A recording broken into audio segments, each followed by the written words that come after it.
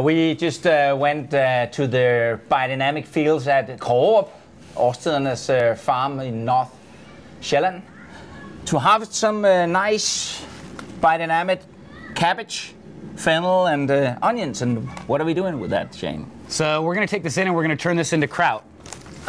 This is really a special thing to be able to go out and pick your cabbage and your fennel and your onions and just take it straight into the kitchen and make your kraut.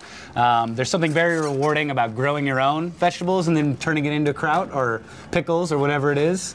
Yeah, actually you feel lucky when you just go and harvest. It's such an amazing feeling. Yeah.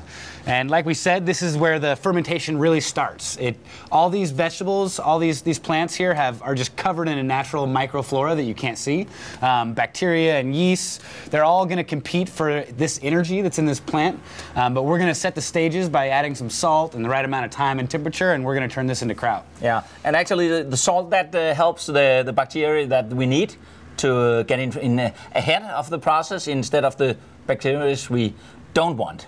Exactly. Yeah. So tell a little about that. So yeah, it's called a controlled rot. That's what some people have referred to fermentation as. And what we're doing is by adding the right amount of salt, we're allowing the lactic acid bacteria, which are these lactic acid producing bacteria, to come in and transform the ferment. They're going to produce lactic acid, and they're going to change the entire ferment, acidify it so much that it's preserved, and turn it into sour goodness. And actually it's super healthy. That's not the only why we eat it. It's also because it tastes marvelous. But we are actually, we could also say that we are farming our bacteria inside. Yeah, we're farming at these biodynamic fields. It's super important for planet health, for your intestines health. We need to farm some bacteria in there. Yeah, that's a very good point. Just like we're cultivating microbes in the soil by adding certain ingredients, we're also doing the same in our crock. And they're all correlated. This is actually going to equate to a product that we're going to put into our own stomach. And every time you eat fermented food, you're basically inoculating your stomach with all these bacteria, these lactic acid bacteria that we've actually evolved with as humans for thousands of years. This is how we preserve food for a long time. So we've actually evolved with these tiny little magical creatures, and we're trying to get back to a simpler way of both farming, fermenting, preserving food, and ultimately cooking. Should we enter the kitchen? I think it's time. Let's do it. It's beautiful.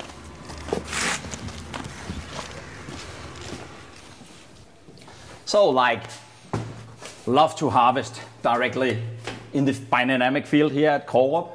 Harvested cabbages, fennel, onions. We're fermenting again, and look at all this we fermented already. What do you think, Shane? Yeah, so you just saw us in the field, and now we're at our fermentation station here. We got all kinds of good stuff. We have a fermented pepper mash here, a little bit extra salt than normal, ferments for a few months. Beautiful. This is the beginning of a hot sauce. Yeah, like a couple of months there. It's a long time. It's a long time.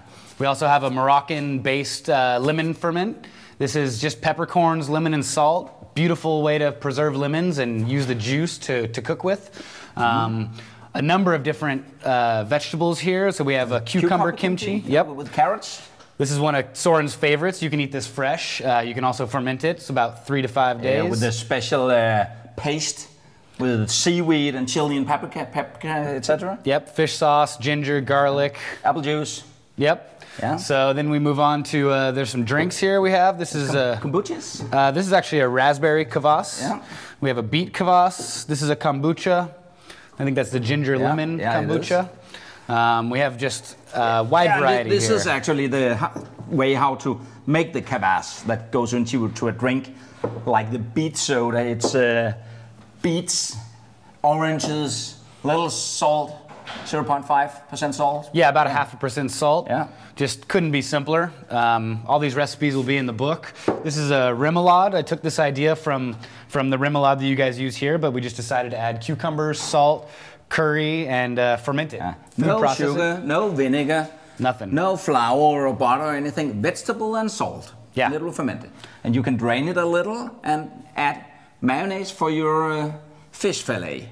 Yeah, you don't need any vinegar. This is just, it acidifies naturally with the lactic acid produced by the bacteria, so it gets nice and sour on its own. You don't need any vinegar.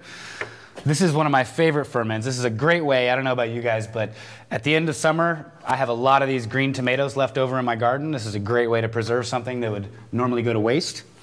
And it just made today like a fennel, apple, kraut. Yep. With onions and a kimchi. Look our book up, great recipes, and they are easy to use. Yeah. So you get started to ferment. We're gearing all this towards the home fermenter. You can't go wrong. The right amount of salt, the right temperature, and we're gonna make it nice and easy for you.